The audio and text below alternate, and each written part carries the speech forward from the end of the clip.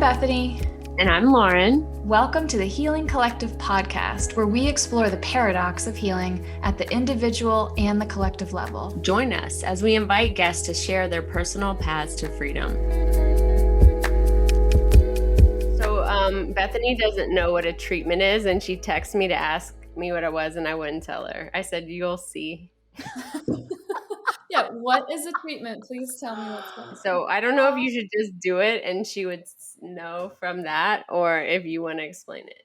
I think explaining it can be beneficial for, everyone listening. So a spiritual mind treatment is it's a form of prayer, but the difference is it's not necessarily asking for something. It's allowing our minds, creating the energy for our minds to be in right vibrational alignment with that which we want to experience. Does that make sense? Well, why don't you do it and I'll experience it. Okay. I'm an experiential learner. So, is there, for this podcast, for our time together, what is it that you are wanting to experience? I want to get to know you on a deeper level. I want to have fun and laugh with my friends. Joy. Levity. Yeah, and I want all the tech to go real smooth. Yeah. Okay. So I have a couple things. Can I add? Of course. I keep having this kind of visual somatic experience of like our collective vibration between the three of us being really special, valuable, something, and just seeing that vibration going out into the world. Like I keep seeing that in my mind's eye. There's one other thing. Yeah, I want to feel sexy and bring my Leonce out. I'm not going to bring Billy Bob. All right. So just invite you to take a couple breaths. Begin to go within.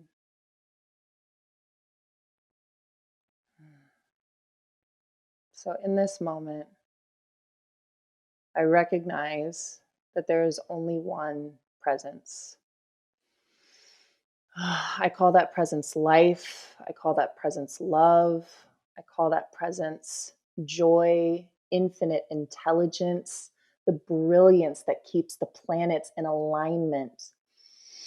That is all of life. I recognize it as creation, creative energy, sex, aliveness, the intelligence of the tech world. All of it is this one presence. I call it God. I call it the universe. So here now in this moment, if there is only one, then it must be true that this life is my life. This divinity, this joy, this intelligence, this brilliance, this sex, this creation, this aliveness. It is the breath that breathes me, that moves me, that has its very beingness as me. And if this is true for me, the same must be true for Lauryn. The same must be true for Bethany and anyone listening to the sound of my voice here and now.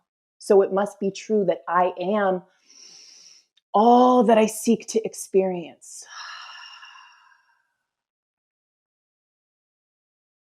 As I connect to this knowing, as I recognize it, as I recognize it to be true, allowing my cells to become activated in the recognition of this, in the awakening, in the remembering of this, because it's always true.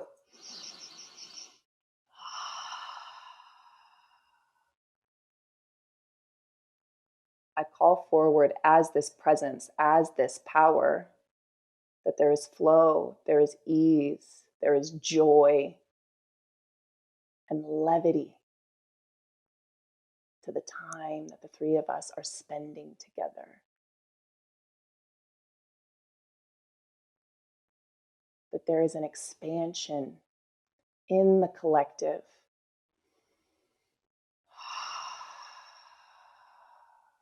I recognize and know that everything that is being said is on purpose, is divine, and that we are channels and vessels for the collective healing that wants to take place, that is taking place, that has already taken place in the invisible, that we are fortunate enough to be the vessels for that to come through the invisible into this physical realm. We are willing and give great thanks for this moment. So grateful to be alive, so grateful for this recognition, grateful for our time, grateful for each other. So I just release this word into the action of the law that only and always says yes. I say, thank you, God. And so it is. Miranda, have you ever freestyle rapped? Yeah.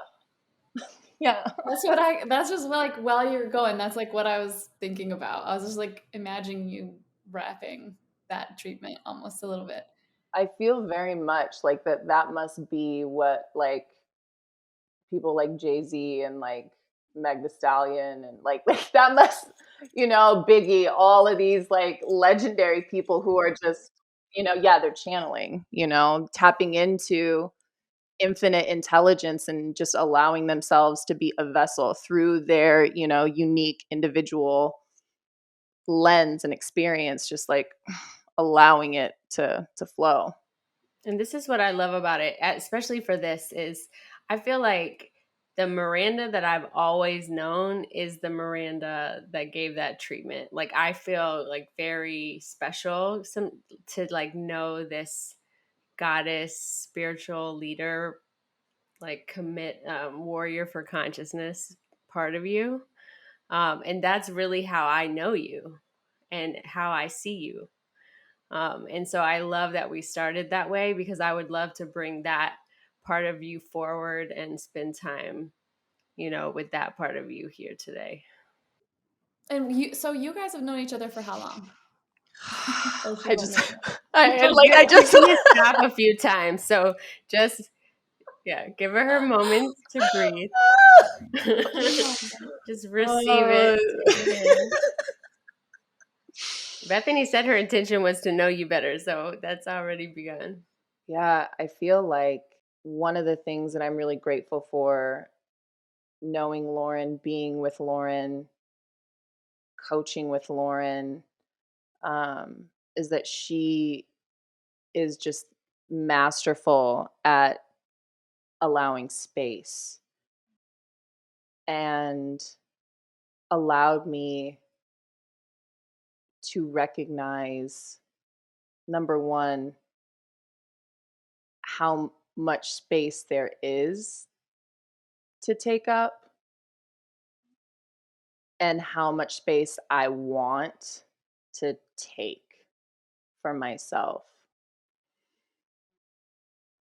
Whether it's with breath or a silence and the ecstasy of what that feels like to allow myself to want that, to allow myself to experience that.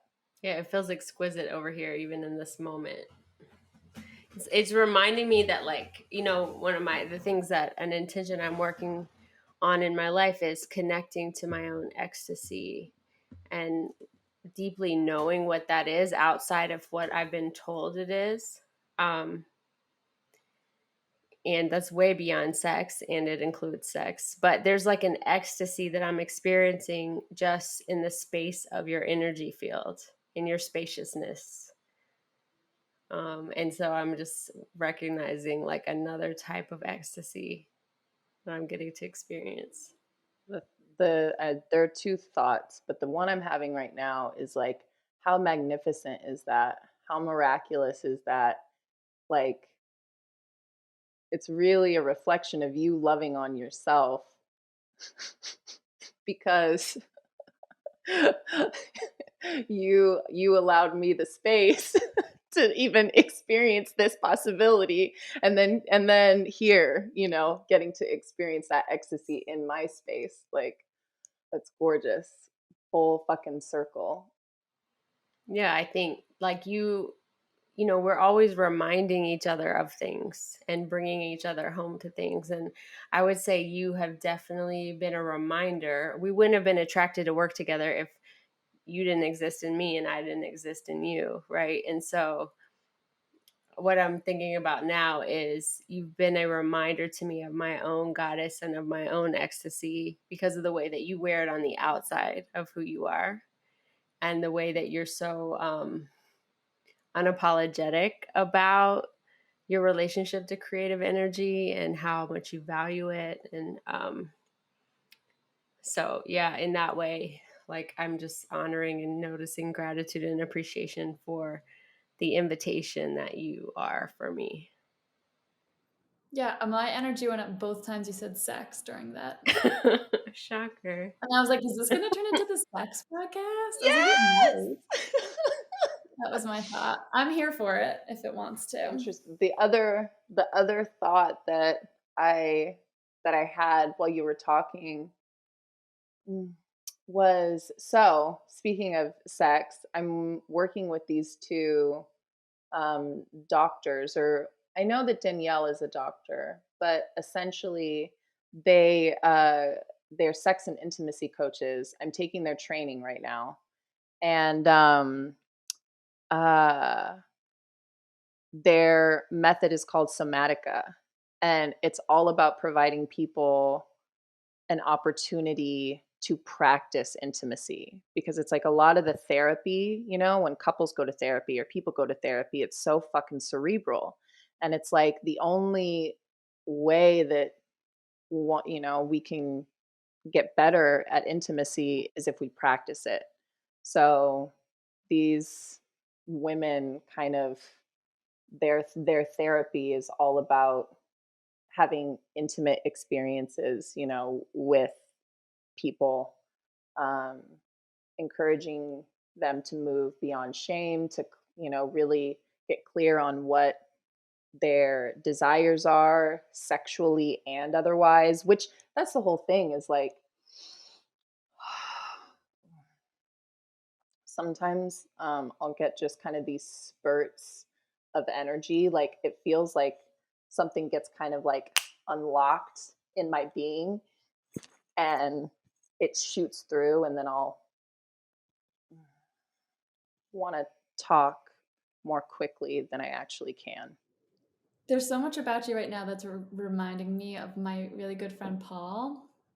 And I have a story. He's an actor trainer. And I have a story that people that have done actor training know how to be in their voice, know how to be in their body, like know how to be comfortable in their own space, like even the way you move your arms and stuff, and like the way you're in your own space. Like I'm having a story right now that, yeah, people that have done some of the work that you've done, like really know how to embody themselves all the way. Like he does he teaches like freeing the natural voice and stuff like that at Berkeley, and he has a lot of feedback for me about this podcast. He doesn't think I'm using my full vocal range, but like I'm just noticing how much you embody yourself. I'm appreciating it. Well, and I wonder if it's maybe it's not the training. Maybe it's like, if that's your genius, you're likely to be called to an area, and I kind of also, I did a session with one of the somatica trainers, and I'm constantly talking about it. It was so important because it gave me a vision of deep attunement. And so when we use this word like intimacy, when we use these words like sex, like I kind of want to just trash those words, to be honest, because the connotation of them is so fucked. It's like we can't even get outside of it because words are that powerful and they're that limiting, just like languages where they have like 1,000 names for love or something. They actually probably experience more vibrations of love because they're not limiting themselves in their language.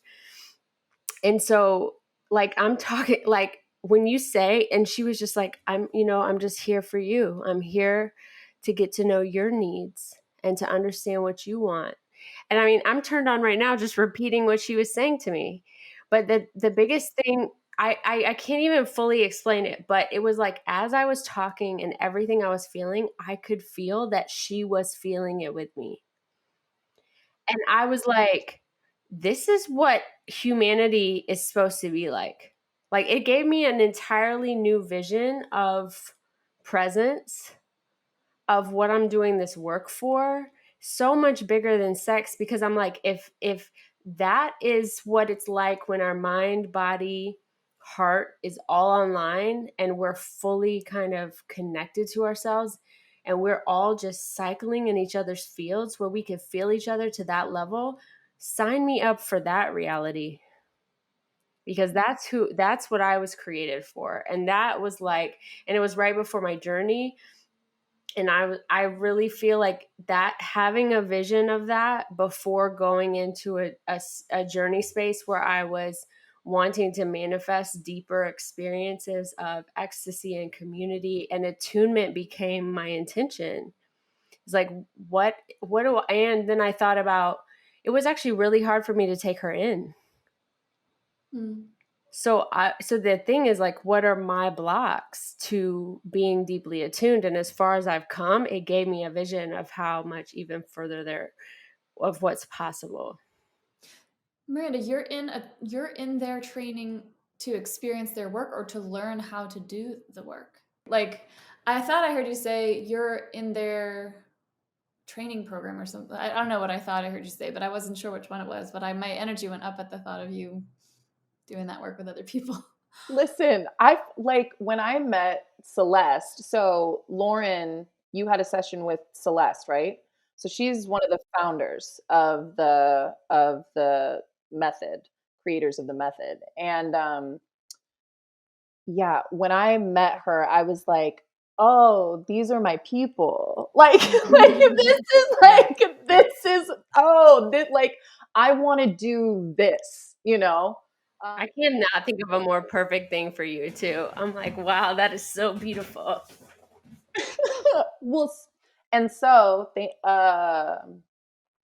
answering your question, uh, so I'm in the training to experience it, to become certified, and whatever like path and journey that takes me on. And first and foremost, there is a woman. Her name is Jessica Javier. She is also a student of Somatica. Um, she is a filmmaker and a writer. So she has written an exquisite television pilot.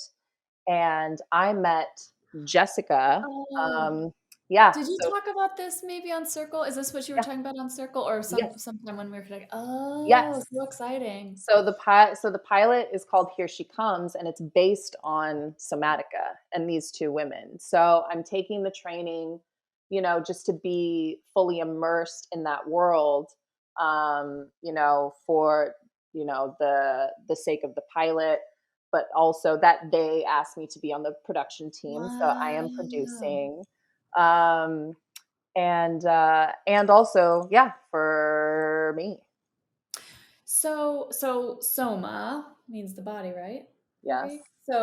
So you've experienced a little bit of somatic experience therapy, which I'm just starting to realize there's so many different types of therapy and programs and things that are use the word somatic. And so I'm trying to but is there, since you've experienced somatic experience therapy, which we've talked about on this podcast a little bit, but we haven't done, is there a link? Like, are there similar things happening with the somatica and what they're doing with intimacy? Is it the same? Is it different? Like, what do you notice?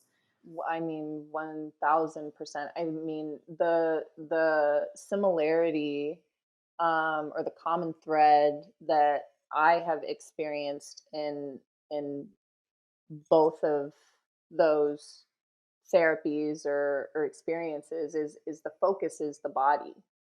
The focus is what's happening internally. How does it feel?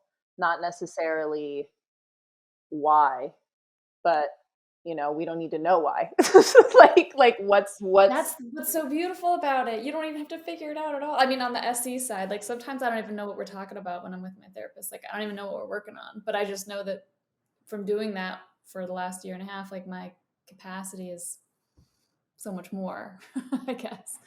And I mean, for me, as a performer, as a love maker, as someone who is deeply committed to intimate connection in my relationships, like presence is key.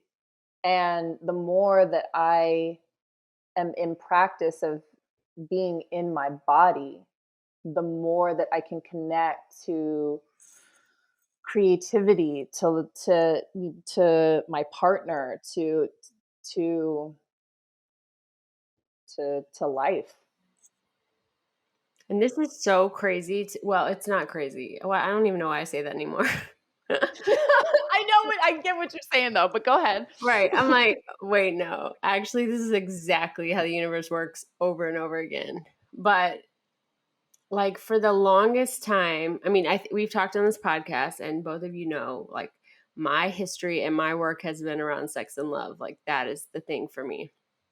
And when I went through 12 step, there was so much around deconstructing lust in my life and deconstructing all these things. And over the last, I would say 3 years at least, maybe longer, I've just had this vision, like, and this sense, like, we are really missing something when it comes to sex. Because I've had so many different types of sex. I've sat in rooms and listened to people talk about all kinds of sex. And and then I started having more conscious sex. I started having, sex that was more deeply embodied. And then I was like, I think there really is something with two people that we're trying to get to. I don't know how else to say it. I just think that there are these such deeply nourishing experiences that when we and sex is great when it's shitty for the most part, you know what I mean? Like at the end of the day, like people experiencing an orgasm compared to most things in their life, I think most people would say the experience of what it feels like to have an orgasm is one of the top experiences, right? Of like feeling in my body.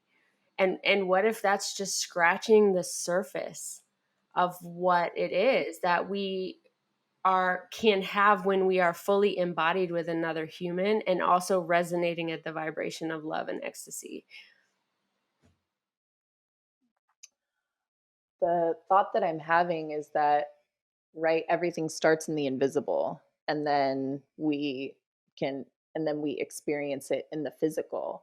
And the story that I'm making up right now is that it's like, sex is one way to, physically connect. It's, as far as I've experienced, it's the most connected that I can physically feel with a person. And like there are limitations to that. And so the invitation of thinking like, what if this is just scratching the surface? Like, what if there is so much more that can be experienced if I don't limit the experience of attunement to just sex, to just, Mm-hmm. you know what I mean? Like, what Yeah. else is possible? Like, what? Just orgasm or, yeah.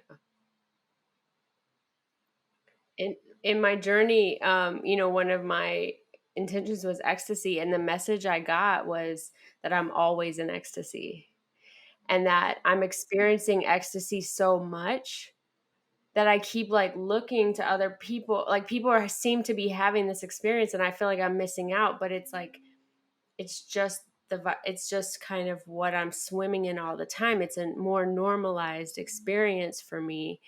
But what I'm making up, I guess, is that means to really, really climax or get to that full kind of experience that I'm craving, I have to go beyond it, right?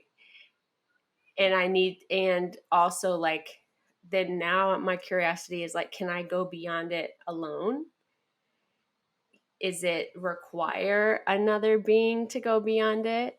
Would that being need to be holding something beyond ecstasy? Like all these questions come up. And if you know me, like I see my life as a science experiment, and it's like I get new questions to all the time. And then I'm like, well, these are the questions that I'm curious about answering.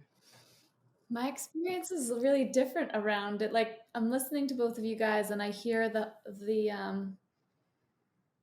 like this longing for this other thing and this different level and this other experience and this higher experience maybe.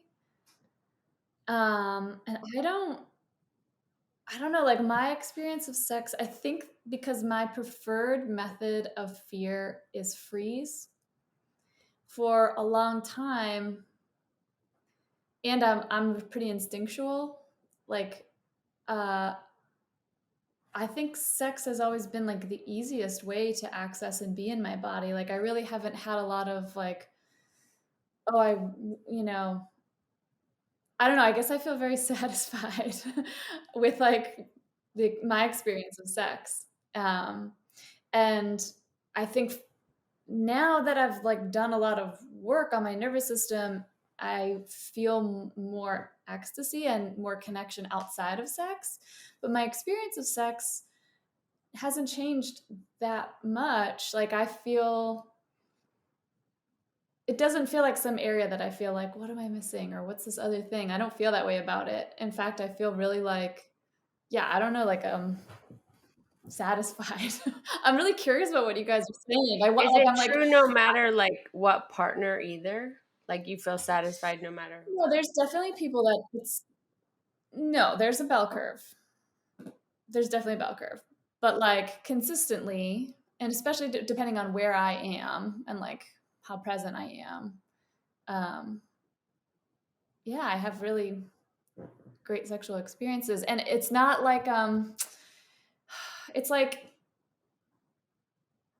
it's like the one place that I'm never like, oh, I wish, oh, I'm in my head. Like I never have that thought. Like I don't feel like I never really get shy or get like shamey or anything like that for the most part, maybe for like 1 second or something, or I don't know. So it's like the one place, there's so many places in my life where I'm like wanting to have more embodiment and noticing when I'm in my head versus when I'm in my body, but that doesn't happen with sex. Like I don't know, I always experienced a lot of freedom with it.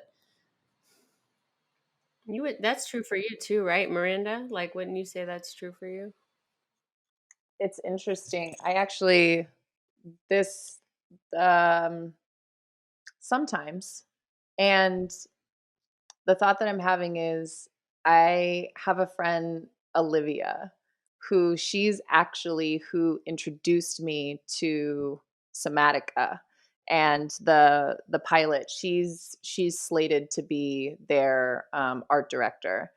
I've known her since high school, and she is one of the freest bitches I have ever met when it comes to her sexuality and just like having sex with like, multiple, different people and like and open relationships and talking about it with her mom and like she's very free and like doesn't have a lot of hangups, and I literally I need to look into it. I want to have like how they have those saint candles Hmm. like that you Yeah. can put on your like And you can put like Beyonce on them if you want to. Like, yeah. I have a yes, Bill Murray prayer candle. yes, like I want an Olivia candle because just the freedom that she experiences and like doesn't shame herself. I actually I relate. I've had both experiences. I relate um a lot to Lauren, like what you're talking about, how a lot of your work is around like sex and love and intimacy, and how there's been, I've heard you say on previous episodes that there has been a lot of deprogramming work that you have done in your life around that. And I feel very similar. I feel like I have used sex as a way to supplement joy, to supplement intimacy. Like I in the past have bypassed other things like Oh, me too. yeah, you know what I mean? Like true Oh, yeah. connection because the sex is amazing. And have been like a junkie where it's like, all right, I don't care about the audition. I don't care about this. Like as long because that dick. You know? And and so when I'm learning, one of the things that was really powerful for me, I want to say maybe like 2 years ago when I was going to Bodhi, one of my friends that I met at Bodhi, we kind of were talking about sex and they were talking about how they would go and considered themselves to be really sexually liberated because they had sex with a lot of people. And I resonated and I was like, holy shit, sexual liberation, it just it just means that you feel free to do what the fuck you want to do. So, for me, a radical act of sexual liberation could be choosing to not have sex. Yeah, absolutely. And those are some of the things that I just want to highlight that because yeah, there's so much deconstruction I think we could do around sex, but that is a perfect definition of what I'm pointing to. It's like sexual liberation or just the liberation, the freedom to do whatever is best for you around that experience. Well, deconstruct this. I feel all this freedom and flow and satisfaction, but that's with partners. And I never masturbate. If I'm single for a year, I don't come for a year. Like, and I don't go super below the line about it. Like I actually don't. It's not like a big complaint or anything, but it's very relational. It's like the build of like energy circulating between two beings seems to be a big part of it for me. Forgot to tell my brothers to fast forward, but that's like Well, I don't Nah. think this is exactly the same thing, but what I was going to say is in my process of decolonization in the last 3 years specifically, I've really realized like it's like I shifted from this kind of like really unconscious sex that was more like you said about just like the high of it, I guess you would say, to then wanting an embodied experience of sex with a person that I cared about and then recognizing how much it was almost like an automatic reaction to make sex about pleasing the other person and about and almost what I really started deconstructing is a belief that like came explicitly from my mom, which was like if you're not good in bed, they're gonna leave you or they're gonna cheat on you. Um, and so it's not exactly the same of what you're pointing to, but these are questions that I have like around, the difference between experiencing sexual energy, ecstasy, the vibration of love with another body, and also then a separate experience of what it is to have it in my own body. Mhm. And I will say, like, there's definitely a big period of my life where if it was just sex and not um, tender and not like a love experience at the same time, that was still pretty exciting and fun, and I liked it. And I don't quite feel that way anymore. Like, I'm kind of pickier. I feel pickier about who I want to engage with, and it feels fine to not have sex if it's not like with who and like the sex that I want to be having, I guess. I mean, I'm also, it's like, as you were talking, I noticed the question come up to like, you know, like like what it would feel like, and that there definitely are, people in my life who just feel the freedom where it's like sex also isn't so precious, where it can be like a dance, where it's like this fun thing. Like, yeah, I went salsa dancing with like this person the other day and it was great. But like, no, like I don't want to like, you know, create a life with them, and that's definitely like optional. I mean, I've heard you say in previous episodes too, Lauren, that it's like when it comes to healing, right? Because this is the healing collective and the paradox of healing, where it's like there is no one size fits all. And different people are going to be, you know, need to go through different things when it comes to sex, which is actually, I mean, the miracle of like somatica and having a place like that where a big part of the therapy is just attunement to what is it that you need, and let's not shame you for needing to go through that process. And your process may not look like this person's process or Beyonce or Oprah's or whatever, but it's if it works, it's valid. What you're here to liberate around is different. Like I make up your friend Olivia, for example. Like she's an invitation to be liberated in one particular way around sexual experience. And there's so many, like to your point, I'm sure there's a life that has been embodied where like an experience of never having sex with another person might have been their liberation or the thing that they're bringing forward. I also, the person I have sex with now is someone we've been through. We've seen each other at our darkest, worst moments, and we've been through some of the most intense experiences.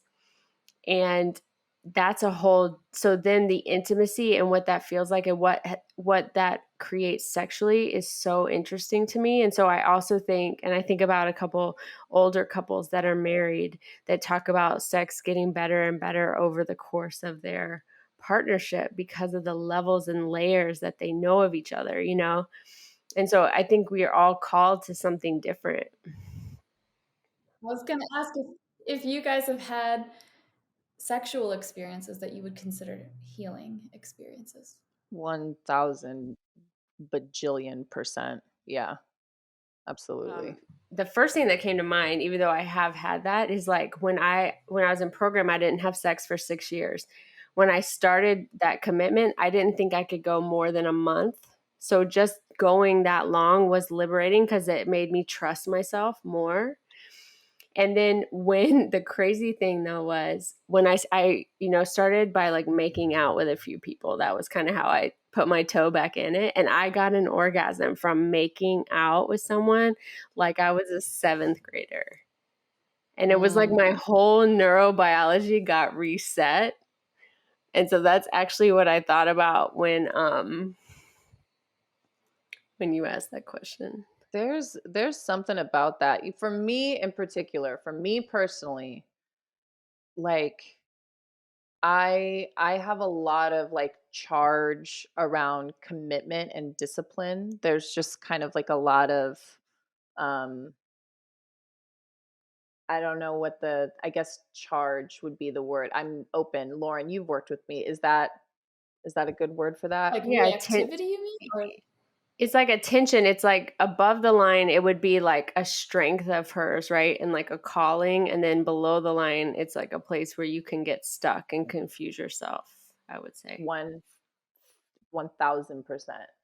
And so one of the things that I really am like learning and I feel so drawn towards, and yeah, is like a source of, I'm seeing can be a source of ecstasy, is like the refrain, the discipline and the refrain of something, and the what's that other word, not rationing, but just I don't know, Oh, just having some you know what I mean? Like, yeah. because then when you do and it's just fucking delicious, like there's something to that. Like my mentor, he hasn't been drinking, and then he came over the other night and we made chicken and he had a glass of wine, and like, oh my God, like you would have like you would have thought that it was, like like Jesus in a cup. Like, it's just like the way that, like, oh my God, like it healed him. That is okay. This is Mm-hmm. a thing. This is important. One, it's been coming up so much around this message around when something becomes too normalized or taken for granted, how much it impacts the level of awe and appreciation.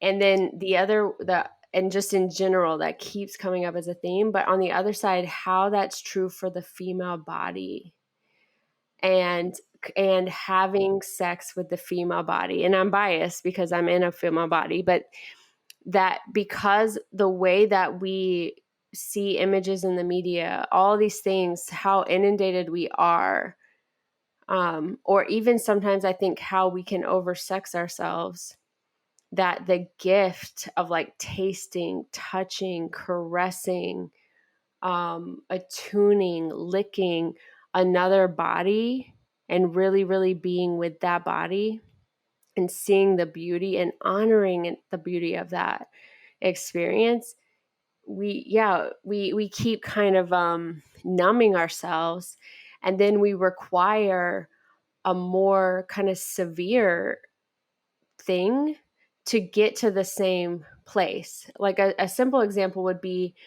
how kind of media is the violence that we generally is added to the media that we see just for shock value because we've kind of seen it all. Well, it's the same. I mean, I'm thinking about food because there's like hyper palatization, like foods that are manufactured to be hyper palatable, and then you eat a piece of fruit, and it's like if you eat junk and candy all the time, like fruit doesn't even taste good anymore. But when you stop eating all of that stuff for a long time, and then you bite into like a really ripe pear, you're like, oh my God. So it's like, yeah, I could see how. I mean, I'm having a thought about porn, I guess, and like preciousness, I guess. Like, how do you hold something as precious when it's like on demand? Um, I don't know. Yeah. Well, and I think too, on the other side, right? If it's a pendulum and extremes, and it's like on the other side of that, like the over preciousness of something also has been so damaging for, females, and the whole concept of virginity and you know I what I grew up mean? in And Christian subculture. I mean, I literally grew up hearing that, first of all, if you do it in your head, it's like doing it in for real. So if you have a thought of sex before marriage, it's just the same as having sex before marriage, which is a sin, so you're going to go to hell. that is also new for me. That's so extreme. It was wicked extreme. I did like public purity promises. Well, I did that. I also did that. I was on the front page of the newspaper with my boyfriend's football button on my jacket signing True Love Waits. I got so much shit for that. Is this Dougie? No, Bobby. Oh, okay. Did you hear this one, Lauren, when you're in like that scotch tape?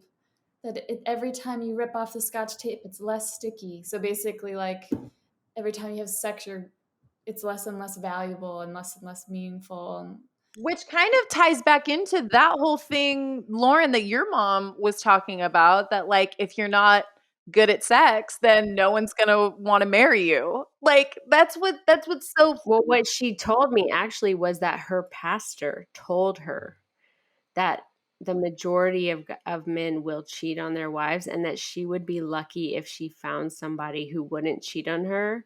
And so I think from there she drew the conclusion that like I better keep him happy because I'm in the top 1% or something, you know? oof.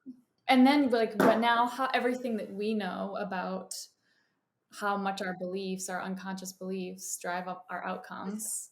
I guess I know. Let me hop on the drama triangle. So, like, fucking the villain is like, well, why the fuck? Why if the message is that most men will cheat on you, then why isn't it like, so girl, you go ahead and have some options? Like, fuck you.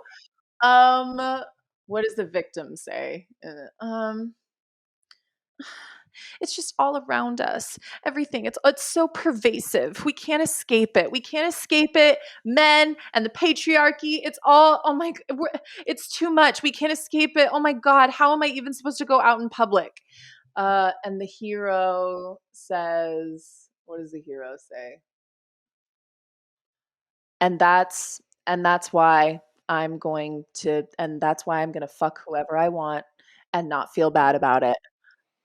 Mhm. And do somatic therapy and learn how to heal people. And we're Yeah. That's where I thought you were gonna go.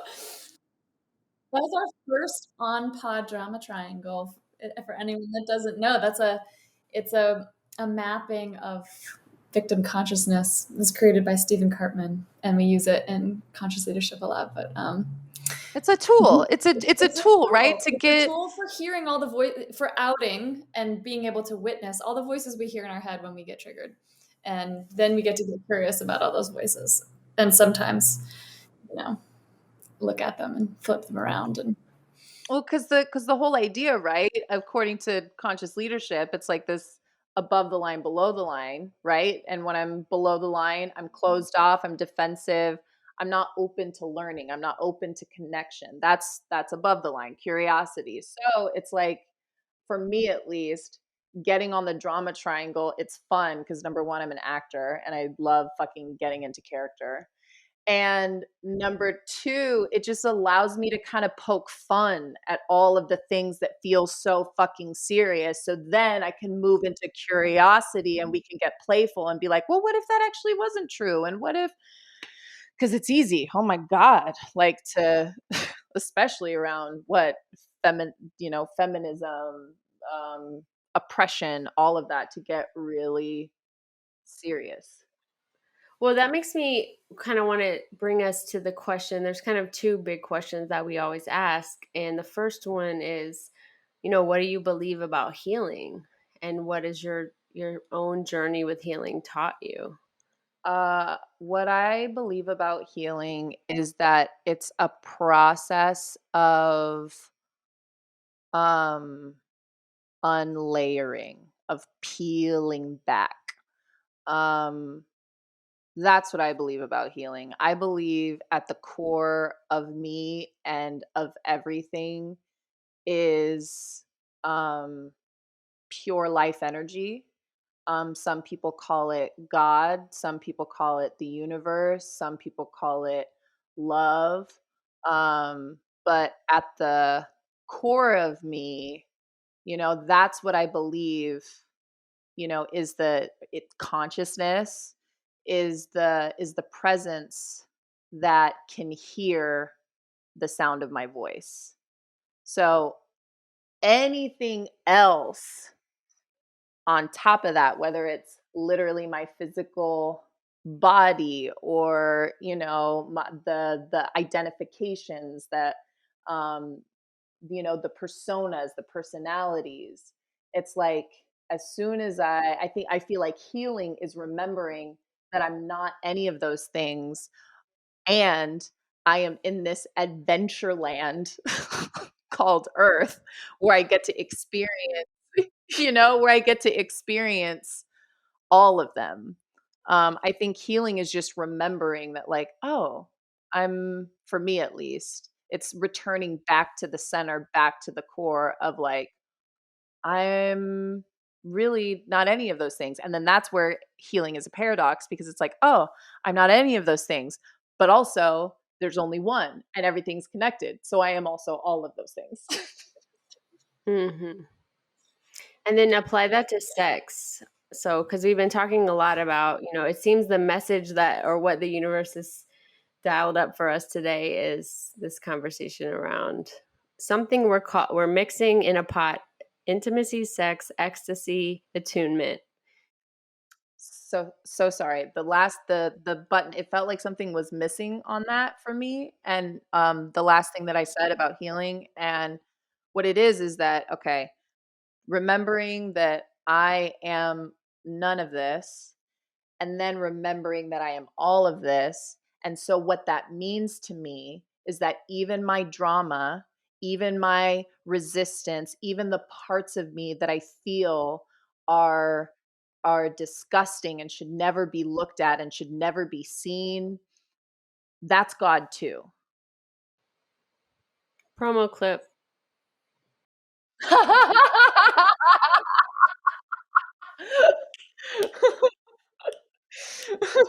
But that is so, I think I am joking, but that idea we haven't really touched on in this podcast. And oh yeah, I feel like a mini little orgasm, just yes, like that is all. It is not just God, it's beautiful, it's perfect, it's just as important as all these other things. And if we hadn't maybe created these stigmas around those parts, we might be able to hold them differently and accept them differently. And we may not even have come to the conclusion that we needed to heal in the first place, because we wouldn't have made anything separate or outside of the truth of who we are. Sex can be such a perfect place. So I'm thinking about, so we're talking about acceptance, right? We're talking about the parts of ourselves that we X out, that we don't acknowledge are there, or that we don't love in ourselves, and we try to get rid of them or hide them, or feel shame about them, whatever they are.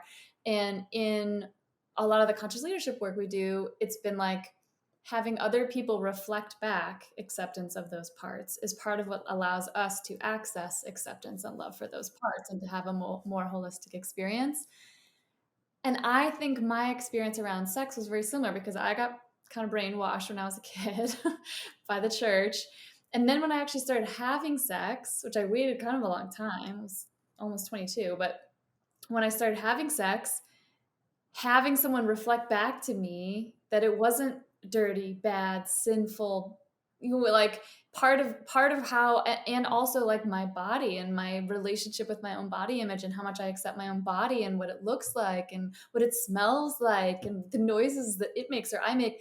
Part of that was because my partners were reflecting back acceptance and like, they're into it. And I'm like, it allowed me to kind of access being more into it, I think. So there's like a way where sex is such a nice playground for playing with acceptance, especially, if you're with the right partner. I've definitely not thought about it that way before. Like people reflecting back to me, like, this is beautiful, this is great, like, this is awesome, is part of how I came to embody that so much in my own experience of sex. Right. Which you must have had within yourself and attracted you, or else you couldn't have attracted it. As everyone does. And yeah, maybe I was projecting it out, and that's how I found those and became more empowered around them. But yeah, I would say so. I was projecting it out at first, and then it allowed me to see it all the way and then own it. On my journey on decolonization, that's really been a huge message for me, is that like my inner beingness I have not held myself as sacred. I have not held myself as gorgeous, or it is a word beyond that. I haven't held myself that way. It's not the way that I have seen women held in my life, in my lineage. It has not been true. And that my healing individually is around deconstructing those all those levels of oppression inside myself, to allow the part of me that knows that it's sacred, that knows that it should be honored, that knows that there is a sense of awe of being me, right? To come forward and then have that more reflected in my environment. Not just sex, but everywhere, right? What's coming to me right now is remembering that whoever I am having sex with is a version of me. And so really being tender and caring and loving and honoring of that being, because as if it were me and the way that I would want to be honored and cherished. Or like, depending on what the sex is, but um uh I'll never forget. Deb Katz said something like, "Sometimes innocence wants to be thrown up against a wall," and I was like, "Oh yeah." 1000%. And what I am learning, which makes so much fucking sense to me in somatica, is it's like, but what needs to happen first is trust. What needs to happen first is the trust and the attachment and knowing that I got you, so that then we can play and then we can build on top of that. Like, even if I have, like, exploitation fantasies, I don't want to be fucking exploited. I want to play. I want to play like I am, or like, even if it's, wanting somebody to, like, be rough with me. It's like, I want to know that as soon as I say, like, oh, that's too much, it's like, oh, okay, baby, I got you.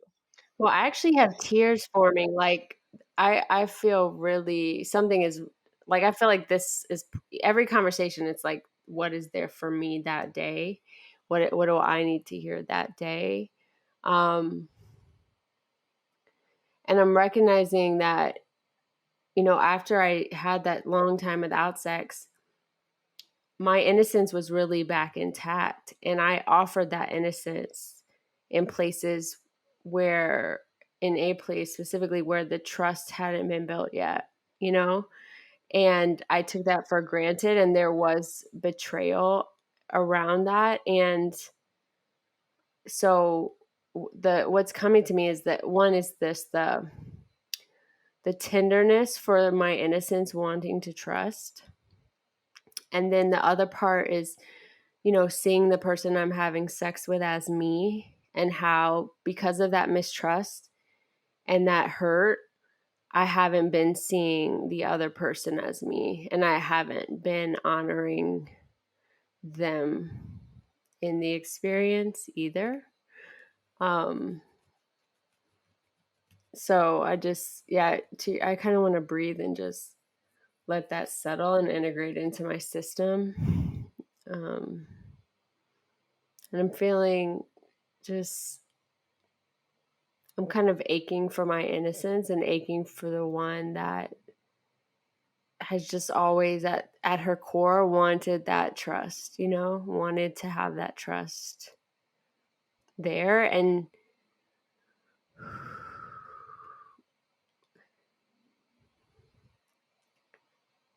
I think that we get templates for trust, in a lot of ways. We would say probably for sure in how much we can trust our parents and what we see them choose to do or not do. And I'm recognizing this moment, like I was in a house where I never really felt that safe. So my template for my expectations around trust has always been fucked. Well, and I believe that you know that you trust yourself now and that you have a regular experience of trust. And I just wanted to say it doesn't have to be hard to trust. Like, I believe you really know who's trustworthy, where is safe and where is not safe for you, especially to experience sex and ecstasy. Like, I think you know that. Well, I think what I'm pointing to is trust feels that it's been restored. So I'm not necessarily seeking trust now, but I'm not moving into the place of honoring because I'm still holding resentment or anger that, like, like I'm waiting to be treated a certain way, and I'm not offering that treatment the other direction because I'm holding it maybe as like a punishment or something at the core. There's something there for me around that. I'm not showing up from above the line or presence or abundance because I am holding something back. Yeah, out of fear. Yeah, what I make up and what I resonate with is like protecting that innocence. Like, there's the resistance and the personas in you that that would be the worst thing in the world. Yeah, the persona in the background where she's like, yeah, and he needs to earn, like, you need to earn it, motherfucker. Like, that's, which I don't make that wrong either, but I just have not even been aware that she's back there, like, you need to fucking earn it and beg for it. And like, because, yeah.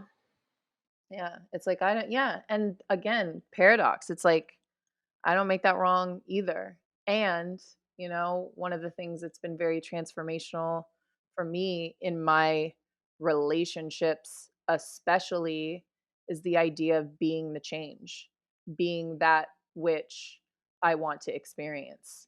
And, in a conversation with someone where I don't feel like they're listening to me, it's like, okay, are you willing to fucking drop everything and just listen to them? Right, exactly. And that's my value. Right. My value is like that I show up as who I want to be and that other people are a reflection of me, and not like, well, you aren't trustworthy, so I'm not going to be trustworthy, or you never listen to me, so I'm not going to listen to you until you listen to me. Like, that is not my highest value, my highest commitment. So I think that's why I'm having this kind of like, oh, like, no wonder,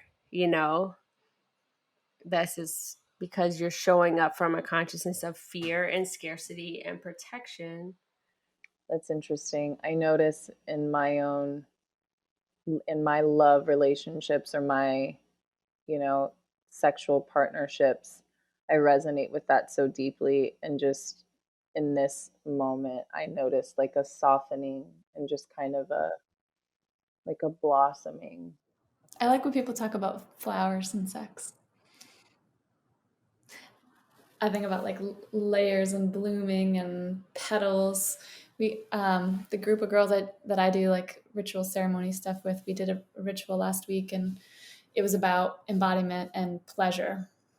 And my friend Marika drew this picture, which technically is this beautiful pink flower, but I mean, it was a vulva, but but it was beautiful, and it looked just like,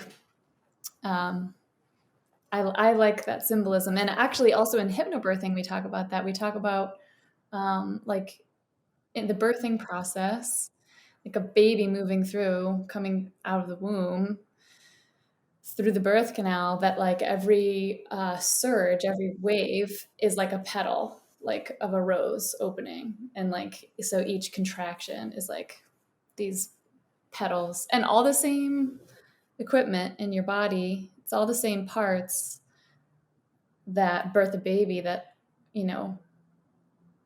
have orgasm. So there's a lot of like orgasmic birth stories and stuff like that too. Totally possible to set that as an intention for your birth experience out there, ladies, if you're having a baby anytime soon.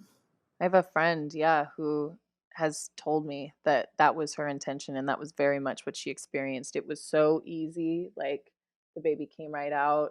She like orgasmed, which also brings me to, I don't know how far or how much, you know what I mean, how much time. You just cut me off whenever, how much time we have. I guess 6 minutes. Um but uh what I am really passionate about in in this life, is finding the intersection point of sexuality, spirituality, and innocence. And I noticed that like there was a part of me that I scared myself, expressing enthusiasm for an orgasmic birth experience, because I scared myself, is that appropriate, having an orgasmic experience in the presence of a child? And that's one of the things that like I am still in the process of like just kind of being with, how to honor my innocence, honor my little girl, and I am a woman, and I am a sexual being, and so are kids. And my greatest desire is, if and when I should have children, is that They are not ashamed of their bodies and their sexual urges and their desires and their creative expression, you know? We're doing a lot around that over here these days.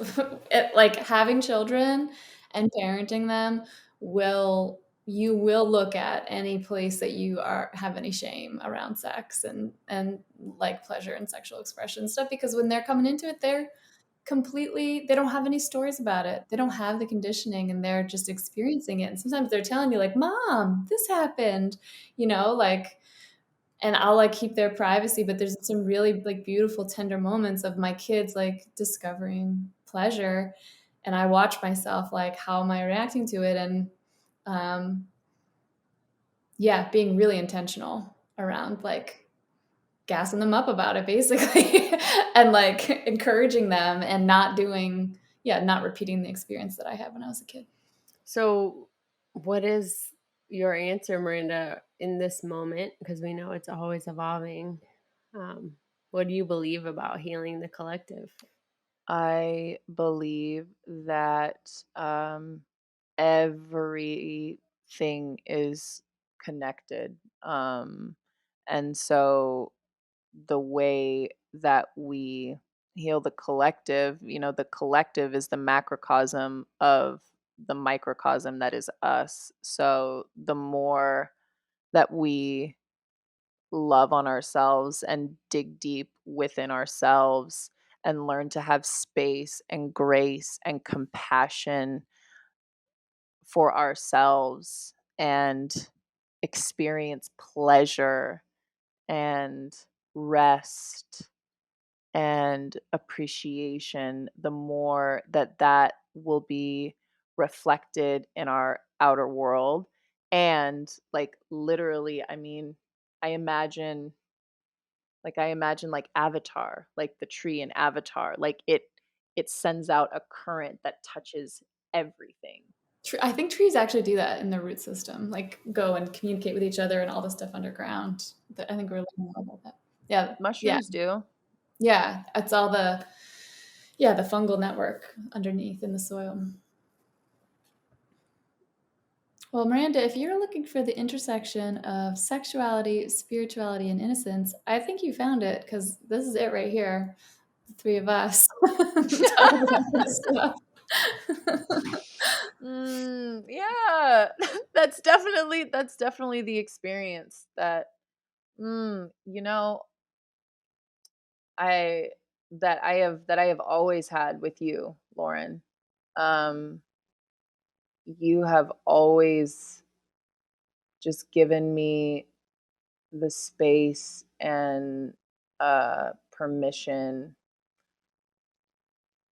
without giving permission um, to be all of me, whether it's a little girl or a goddess or a slut or like, and I just like, oh my god, like I feel like I literally feel like myself like again, like orgasm, like just like energetically and emotionally, just at how good that feels. And that's, I mean, I really do feel like that's what attunement, intimacy, relationships, ecstasy, like that is like that's like right at the core of it, the good stuff.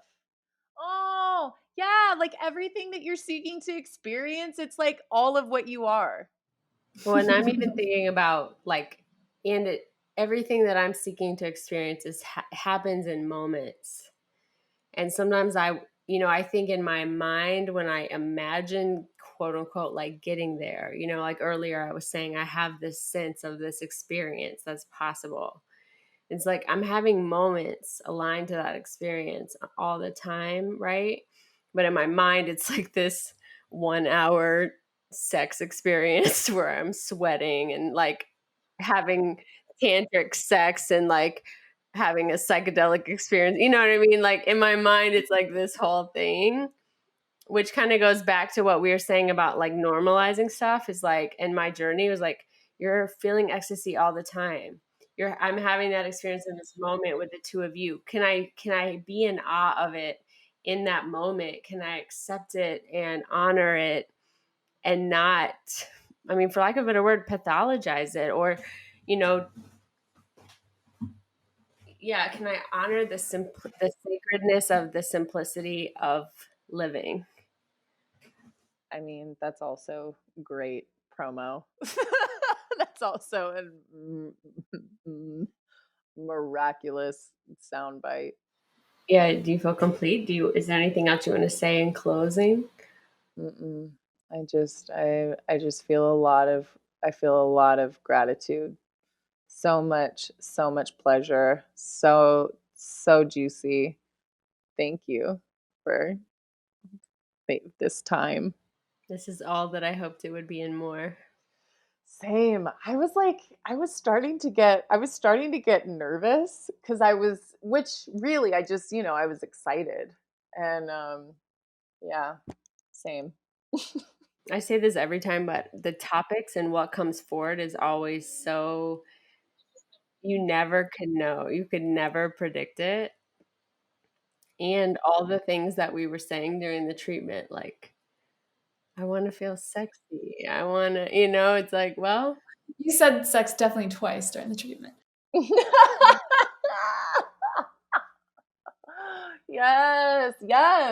I think one of the ways we heal the collective around sex is to normalize talking about it really, really openly, and talking about it in lots of different ways. And, my mom, people in her generation sometimes get so upset about, like, Taylon's age. They have so much access, and the media they watch, like, it's just so normalized, but also the conversation is so much easier, because, and I feel like there's a lot of programming he really doesn't have that I don't have to kind of create a workaround for, So to me, it's liberating to have these conversations openly in the spaces, that we have traveled in around consciousness. We talk very openly about sex and sexual energy. And that in itself, I think, is a liberating act. And then for people to hear it and hear how comfortable it is, and to then be invited into their own level of comfort. Hey everybody, if you've got any feedback for us, we welcome it, or ideas about future guests, email us at healingcollectivepod@gmail.com. Our website is thehealingcollectivepodcast.com. We are at Healing Podcast on Twitter, and we are at Healing Collective Podcast on Instagram. Special thanks to Monda Creative, who edits all of our podcasts, and Two Tall Women Productions, who produce. Thank you.